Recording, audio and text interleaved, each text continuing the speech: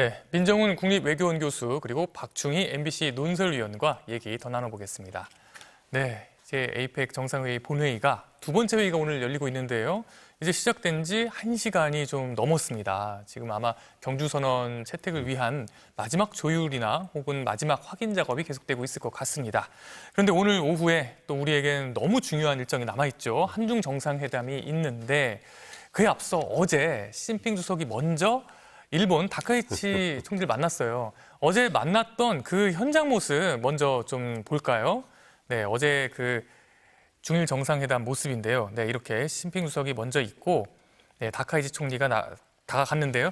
시진핑 주석 표정이 네, 그렇게 썩 밝아 보이지 않습니다. 심지어 다카이치 총리조차 다카이치 총리가 사실 이번 정상회담에서 보면 굉장히 스킨십도 많고 굉장히 성격이 밝고 그런 모습이었거든요. 이재명 대통령 만날 때는 아주 밝은 모습이었는데 아주 그 정도는 밝지가 않아요. 지금 보시는 모습은 이제 시진핑 주석이 이제 모두 발언을 하는 모습으로 보이고요.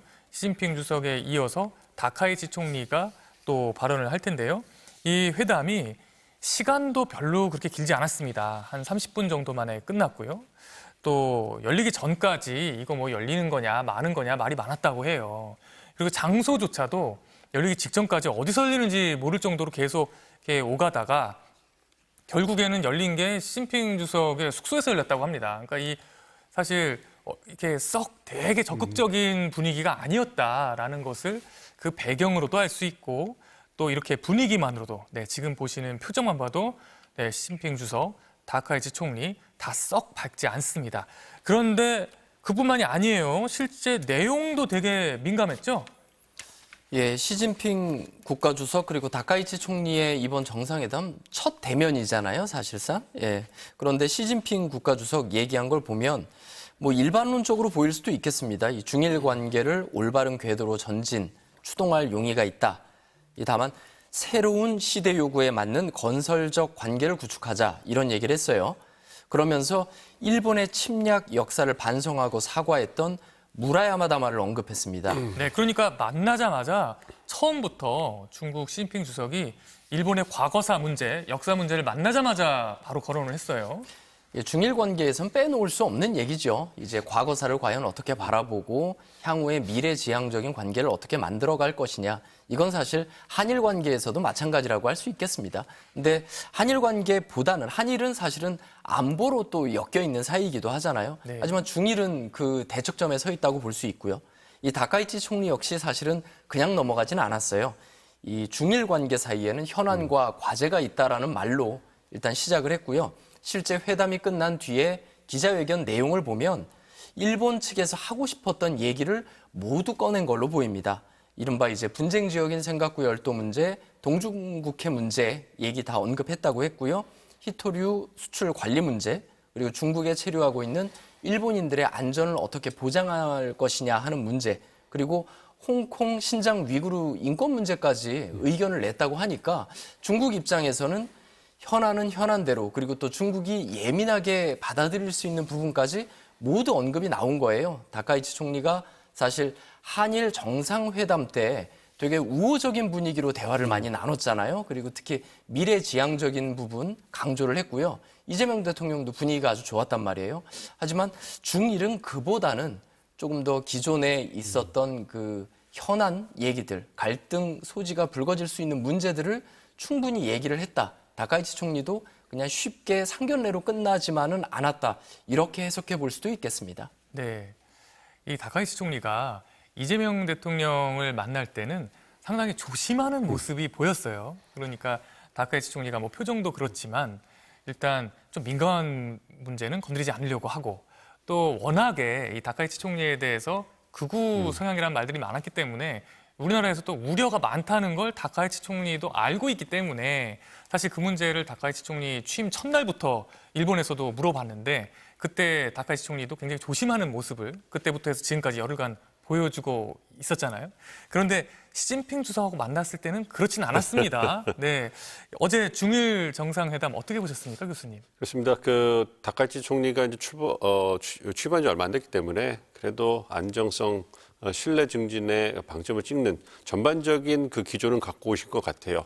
그래서 에이펙 정상회의 참석하셔서도 이렇게 첫날은 좀 긴장하면서 이렇게 좀 신중한 모습을 보였는데 오늘 아침에 보니까 굉장히 적극적으로 활약이 움직이면서 스킨십도 하면서 정상들과 적극적인 외교 행보를 보이는 게 보였어요. 그래서 취임 초기에 어떤 자신의 정치적 리더십을 이번 정상회의를 통해 가지고 일본 국민들에게 좀 확인받고 싶지 않은가 뭐 이런 부분도 보였는데요.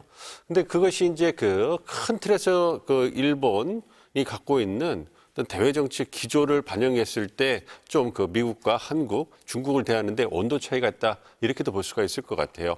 그러니까 일본 입장에서는 그러니까 다카이치 총리가 아베 노선을 이제 계승하겠다고 분명히 말을 했고요. 그러니까 아베 노선 그리고 일본의 전통적인 대외 정책의 기조를 보면 강력한 미일 동맹을 그 기초로 해서 그다음에 그 이 아시아 태평양 지역에서 일본의 영향력을 유지 확대해 나가는 것이 일본의 전통적인 대외 정책 기조고 그 근간에 미일 동맹이 있는 겁니다. 그러니까 트럼프 대통령이 일본도 방문하셨고 이번에 에이펙 정상에 참석 안 하고 그냥 가시긴 했지만 어쨌든 미국이 참석하고 있는 거고 그런 걸 본다면 일본 다카이치 총리 입장에서는 미일 동맹을 강화하고 그리고 미국이 중시하는 것이 대중국 견제를 위해서 한미일 협력을 강조하잖아요. 그리고 한일 관계가 계속 아픈 손가락으로 미국이 보았던 부분이기 때문에 지금 한일 관계가 좋지 않습니까? 그런 부분을 망칠 수가 없는 거죠. 그러니까 다카이치 총리 입장에서는 미국과의 동맹을 강화하는 모습, 그리고 한국과의 관계를 관리하는 모습을 보임을 해가지고 미일 동맹이 공고하고 한미일 협력에도 기여하고 있다는 모습을 보여주고 싶었을 거예요. 그러니까 우리 이재명 대통령을 만났을 때도 굉장히 밝은 모습으로 신뢰 증진, 그리고 양국 관계를 우호적으로 유지해 나가자 이 부분에 공감대를 형성해 줬는데 그렇지만 그 중국 그 시진핑 주석을 만났으면 다르죠. 왜냐하면 미일 동맹과 한미일 협력을 통해서 궁극적으로 인도태평양 지역의 안정과 번영을 추구하고 중국의 부상을 견제하는데 일본이 적극적으로 미국의 움직임에 동참을 하고 있잖아요. 그러니까 그런 부분에서 중국을 대하는 온도차가 보일 수밖에 없는 거고 어제 처음 그 상견례임에도 불구하고 그러한 부분이 어느 정도 보이지 않았나 신중한 모습을 보면서 보였기 때문에 위원님 말씀해 주신 것처럼 그렇게 그 강하게 어필하거나 항의하는 이런 톤은 아니었지만 할 말은 다 하는 상견례장이니까 어떤 그 인사를 하면서 어떤 그 우호적인 모습을 보이면서도 할 말은 다 하는 이런 모습을 보였기 때문에 향후 중일 관계가 어떻게 진행될지 관심이 많이 주목됩니다.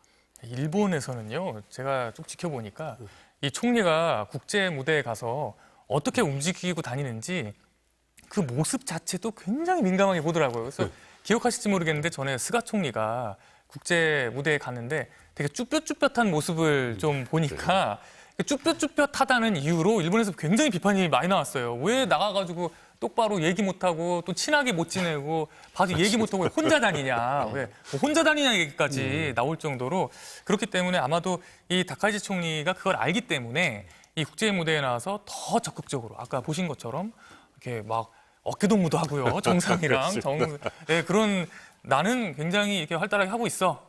외교 무대에서 난 이렇게 잘 어울리는 사람이야. 라는 거를 굉장히 열심히 이렇게 보여주려는 그런 모습이 보이더라고요. 네, 열심히 노력하는 모습이 보였어요. 네, 근데 또 이제 시진핑 주석에 대해서는 오히려 또 이렇게 그렇지 않은, 좀 웃지 않는, 별로 밝지 않는 모습을 또 일본인들에게 또 보여주려고 하는 거 아닌가 그런 생각이 좀 들기도 했습니다. 근데 결국 우리에게 중요한 거는 이제 오늘 한중 정상회담이 있는 만큼 과연 한중 정상회담 분위기는 어떨까 이런 게 걱정이 되는데 어제 처음 시진핑 주석이 이재명 대통령이랑 만날 때 첫 대면한 모습을 보면 처음 입장할 때는 약간 굳은 얼굴이었어요. 그런데 딱 만나서 이제 본회의장으로 입장할 때 두 분이 함께 입장을 했는데 그때는 시진핑 주석이 상당히 웃으면서 웃으면서 이렇게 좋은 분위기 속에 들어가는 거를 봤거든요. 근데 이번 한중 정상회담 일단 우리가 지켜봐야 할 핵심 의제라고 할까요? 주요 내용 어떤 게 있을까요? 예, 우리 정부에서도 일단 그 한중 간에 나눌 의제에 대해서는 어느 정도 협의가 이루어졌다라고 얘기를 했거든요. 네. 예, 대표적으로 한반도 비핵화 문제가 들어갔습니다. 이건 우리 측에서 항상 요구하는 핵심 이슈 중에 하나죠. 네. 그리고 여기서 눈에 띄는 건 그 연장선상에서 민생 문제와 관련된 부분도 논의될 거다라고 얘기를 했어요. 네. 사실 민생 문제와 연결된다고 하면 저희가 이번에 사실 한중 정상회담을 계기로 해서 이번에 좀 한한령이 이른바 풀리는 거 아니냐 뭐 이런 지금 전망도 조금씩 나오긴 했거든요. 실제로 어떤 결과가 나올지는 좀 지켜봐야 할 것 같고요. 다만 현재까지 한중 관계의 모습이 그다지 이렇게 이 최고 상태에 있다. 뭐 이렇게 보기엔 좀 어려운 상황이에요. 어려웠죠. 특히 예, 예. 지난 3년간 지난 정부 때는 거의 중국을 겨냥하듯 견제를 해서 굉장히 사이가 안 좋지 않았습니까? 예, 그렇죠. 위성락 안보실장도 이번에 사실 이렇게 얘기했어요. 지난 수년간 관계가 많이 좀 저하됐다. 이번에 관계를 좀 복원할 수 있는 전기를 마련하고 싶다라는 의지를 강하게 표명을 했거든요. 그만큼 민생 문제에서 이제 사드 배치 이후에 그동안 끊임없이 갈등을 겪었고 그리고 요소수 사태도 지금 기억나지 않습니까? 그런 한중 간의 여러 가지 지금 중국이 한국에 대해서 취한 여러 가지 제한 조치들 그리고 한국을 압박하기 위한 조치들 여기에 지금 우리 국민 감정도 그다지 이렇게 원만한 상태는 아니어서 이런 부분을 좀 누그러뜨릴 수 있는 민생과 또 이어질 수 있는 현안에서 어떤 합의가 이루어진다면 의미 있는 한중 정상회담이 되지 않을까 싶고요. 다만 이 북핵 문제는 계속 예민할 수밖에 없죠. 이 북한이 이번에 한중 정상회담 의제로 이 한반도 비핵화 문제를 다룬다고 하니까 북한이 바로 외무성 부상 담화를 냈어요. 실현시킬 수 없는 개꿈이다 이런 표현을 써서 한중 간의 비핵화 의제를 가지고 논의한다는 것 자체에 아주 강한 예민한 반응을 보였고요. 이 부분에서 과연 어떤 합의를 내놓을지 특히 이번에 그 한미 정상회담 과정에서 핵 추진 잠수함 얘기가 나오면서 이게 또 약간 화제가 되지 않았습니까? 이 부분을 중국이 어떻게 바라볼지 이런 부분에서 안보 문제에서 과연 어떤 이슈를 제기할지 이런 부분도 좀 관심 있게 지켜봐야 할 것 같습니다. 네, 한중 정상회담 크게 봐서 비핵화 문제, 그리고 경제 협력 문제, 그리고 한한령 문제 얘기해 주셨습니다. 이제 크게 보면 세 가지 우리가 어떻게 오늘 결과가 있을지 집중해 봐야 할 것 같습니다.